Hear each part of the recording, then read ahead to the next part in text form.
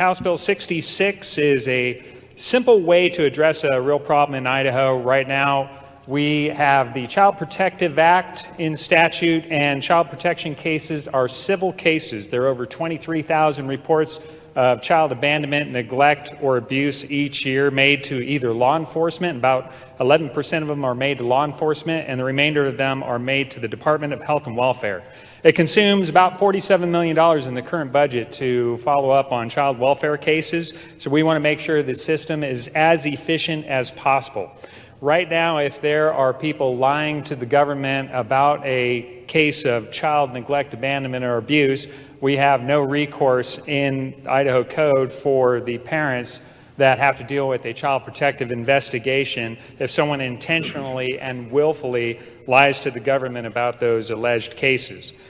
The only provision we have is that the parents could file a lawsuit under Idaho Code Section 16-1607. The problem is that the parents don't actually know who made the report for the child protective investigation. So there's actually no remedy for them in the case of someone lying. Lying on a child protective case and having the severe investigation and intrusion to find out whether these things are true is very intrusive on about 9,303 children in the state of Idaho each year. That's how many cases are investigated by the department.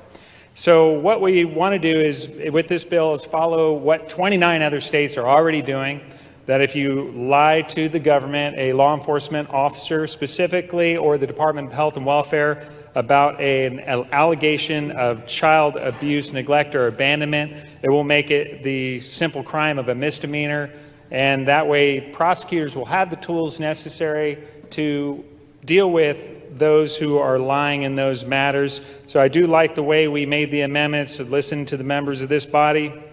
And it's simply stating that if you intentionally and willfully make a report that you know to be false, that is what could be subject to prosecution under House Bill 66. And with that, I urge your support of House Bill 66.